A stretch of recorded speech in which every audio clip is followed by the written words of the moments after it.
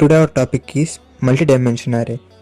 అసలు అరేని ఎలా డిక్లేర్ చేస్తామంటే ఫస్ట్ డేటా టైప్తో మొదలు పెడతాం. ఫస్ట్ డేటా టైప్ తీసుకుంటాం, దానికి ఒక వేరియబుల్ని అసైన్ చేస్తాం. ఆ వేరియబుల్ పక్కన 2 స్క్వేర్ బ్రాకెట్స్ తోటి మనం డిక్లేర్ చేస్తాం. ఆ స్క్వేర్ బ్రాకెట్స్ మల్టీ డైమెన్షన్ అరేకి 2, సింగిల్ డైమెన్షన్ అరేకి 1 ఉంటుంది. ఆ స్క్వేర్ బ్రాకెట్స్ని మనం సైజ్ అంటాం. మనం ఎంత సైజ్తో అరే తీసుకోవాలో దాంట్లో ముందే డిక్లేర్ చేసి పెట్టాలి. అండ్ ఈక్వల్ తర్వాత ఉండేది వాల్యూ. మన ఈ ఎగ్జాంపుల్లో 2 ఫ్లవర్ బ్రాకెట్స్ కనిపిస్తున్నాయి. ఆ 2 ఫ్లవర్ బ్రాకెట్స్ అంటే ఒకటి రో, ఒకటి కాలం.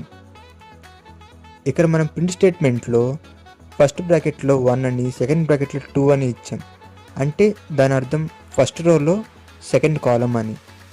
మన ఇంతకుముందు చెప్పినట్టు ఇండెక్స్ అనేది 0 నుంచి స్టార్ట్ అవుతుంది.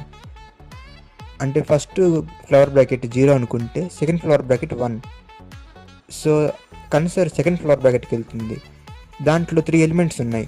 First element 0, second element 1, third element 2. మనం ఇచ్చిన వాల్యూ 2, సో 8 అనేది ప్రింట్